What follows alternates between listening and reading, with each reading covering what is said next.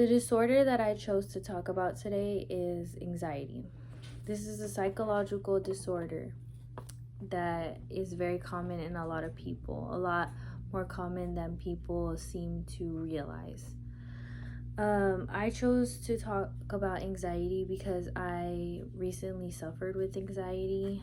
And my daughter too. When she was younger, my anxiety more so stemmed because of her anxiety. Her anxiety stemmed from lack of structure, and it was something that I couldn't control. And so that's why I take anxiety very seriously. And I just recently, now when she was around 1 year old, that's when she had anxiety. She was one and a half, going into 2 years old, and she's 3, almost 4 years old, and she has now barely been able to cope with her anxiety. And the doctors are very proud with her progress, but it was a really long road for us. According to Anxiety and Depression Association of America, there's actually more than 3 million people that are diagnosed with anxiety every year. And if you really think about it, that's not including all the people that, one, don't know that they have anxiety, and two,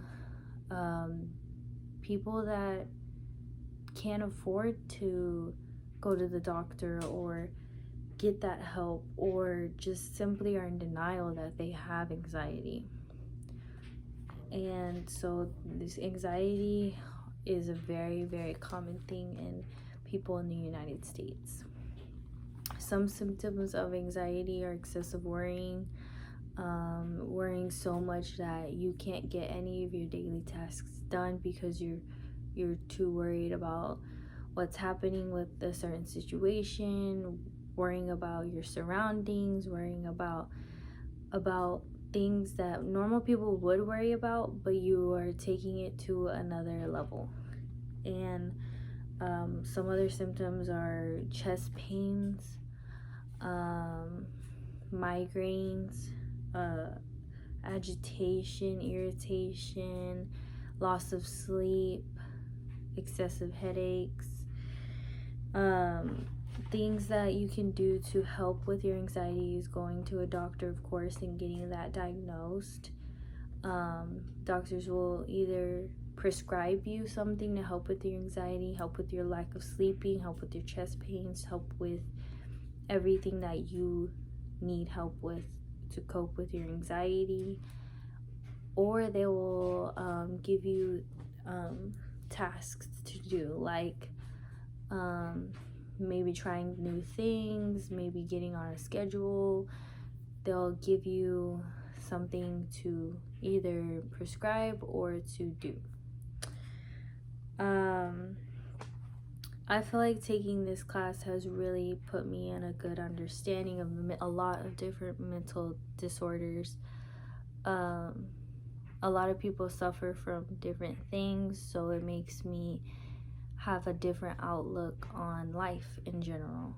And I feel like people oversee anxiety as something that's not important because of simple things like social media, society in general. People are very cruel, and they don't want to understand people. They don't want to understand that they can just have a mental illness and they're just not defined as weird or irritating or just paranoid.